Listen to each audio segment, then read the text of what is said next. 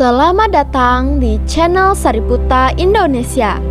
Pada video kali ini, Sariputta akan membagikan sebuah kisah tentang Tayodhama Jataka, siapapun yang seperti dirimu, dan seterusnya.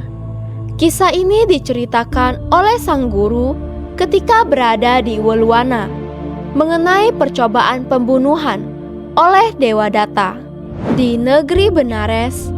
Pada masa Raja Brahmadatta berkuasa, hiduplah seekor kera tua yang sombong dan kejam. Ia adalah pemimpin sekelompok kera besar yang semuanya adalah keturunannya sendiri. Namun, karena percaya pada ramalan bahwa anak laki-lakinya kelak akan menggulingkannya, sang kera tua selalu mengembiri setiap anak laki-laki yang lahir, menggunakan giginya sendiri tanpa belas kasihan. Suatu hari, seekor betina dari kelompok itu mengandung anak yang kelak akan menjadi bodhisatta. Mengetahui sifat kejam suaminya, ia melarikan diri ke sebuah hutan di kaki Himalaya. Di sanalah ia melahirkan anaknya yang sehat. Waktu berlalu, anak itu tumbuh kuat, cerdas, dan penuh rasa ingin tahu.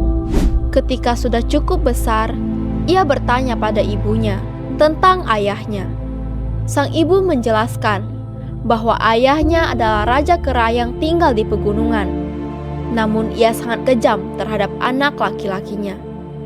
Sang bodhisatta tersenyum penuh keyakinan dan berkata bahwa ia tahu cara menghadapi ayahnya. Walaupun ibunya ragu, akhirnya ia mengantar anaknya ke hadapan sang raja kera. Melihat putranya yang gagah itu, kera tua langsung curiga. Ia pura-pura menyambut dengan pelukan, namun diam-diam berniat meremukkan tubuh anaknya. Bodhisatta yang memiliki kekuatan setara gajah membalas pelukan itu dengan erat hingga tulang rusuk ayahnya terasa nyaris patah. Sejak itu, sang raja kera semakin yakin bahwa anak ini adalah ancaman besar. Kera tua itu merencanakan cara licik untuk membunuhnya. Ia teringat pada sebuah kolam yang dihuni raksasa pemangsa. Dengan nada manis, ia berkata, "Anakku, hari ini aku akan menobatkanmu menjadi raja. Pergilah ke kolam itu dan bawakan aku bunga teratai yang indah sebagai tanda perayaan." Bodhisatta menyanggupi tanpa curiga. Namun, ketika tiba di tepi kolam, ia mengamati sesuatu yang aneh. Semua jejak kaki di tepi kolam mengarah masuk ke air, tetapi tak ada satupun yang keluar. Bodhisatta langsung sadar, ini pasti jebakan. Namun, ia tak ingin pulang dengan tangan kosong. Dengan kelincahan luar biasa, ia melompat dari satu sisi ke sisi lain, memetik bunga saat berada di udara, tanpa pernah menyentuh air. Raksasa di dalam kolam terheran-heran. Seumur hidupnya ia belum pernah melihat makhluk yang bisa memetik bunga tanpa memasuki wilayah kekuasaannya. Terpesona, raksasa itu muncul ke permukaan dan memuji sang bodhisatta. Ia berkata, "Siapa yang memiliki ketangkasan, keberanian, dan kecerdikan seperti dirimu akan selalu mengalahkan musuh-musuhnya." Ketika raksasa bertanya tujuan bodhisatta, ia menjawab jujur bahwa bunga itu untuk penobatannya sebagai raja kera. Raksasa yang terkesan itu berkata, "Makhluk sehebatmu tak pantas membawa bunga sendiri. Biar aku membawakan untukmu." Dengan hormat, ia mengangkat bunga-bunga itu dan mengikuti bodhisatta kembali. Dari kejauhan, kera tua menyaksikan pemandangan yang mengejutkan. Rencana liciknya gagal total.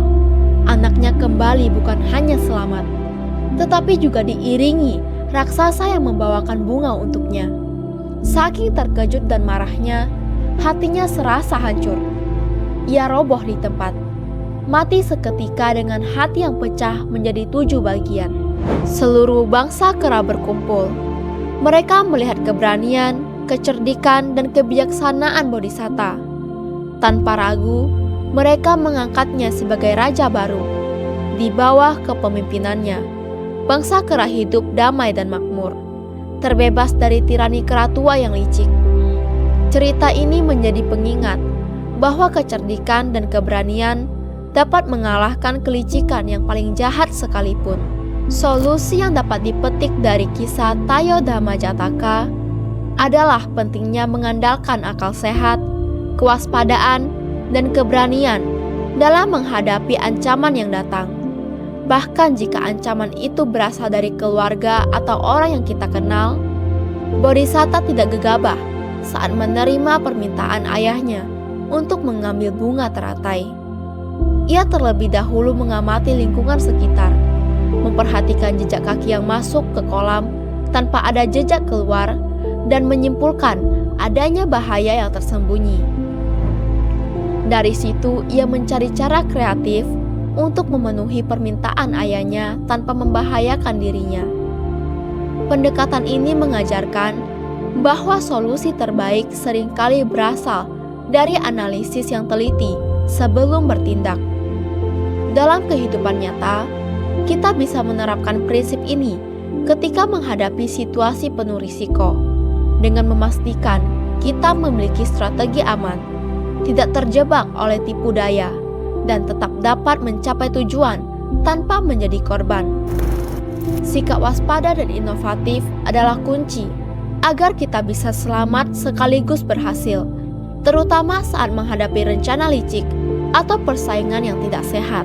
Pesan moral dari kisah ini adalah bahwa kecerdikan, keberanian, dan ketangkasan adalah senjata ampuh untuk mengatasi segala macam rintangan, bahkan dari musuh yang tampaknya lebih kuat.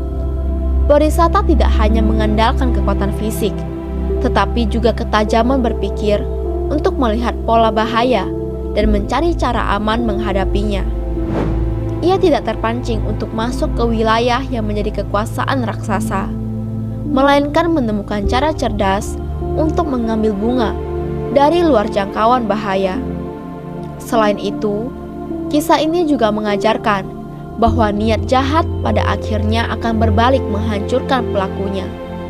Sang ayah yang ingin menyingkirkan anaknya justru tewas karena kemarahannya sendiri ketika rencananya gagal. Pesan ini relevan dalam kehidupan sehari-hari. Tindakan yang didorong oleh iri hati dan rasa takut kehilangan kekuasaan akan membawa kerugian bagi diri sendiri. Sementara itu, sifat jujur, waspada, dan penuh strategi akan mengundang rasa hormat, bahkan dari musuh. Kesimpulan dari Tayodama Jataka adalah bahwa kombinasi antara akal, keberanian, dan ketangkasan mampu membawa seseorang keluar dari situasi yang paling berbahaya sekalipun. Bodhisatta membuktikan bahwa kekuatan fisik saja tidak cukup untuk mengalahkan musuh, tetapi pemikiran strategis dan kesabaran dalam bertindak justru menjadi penentu keberhasilan.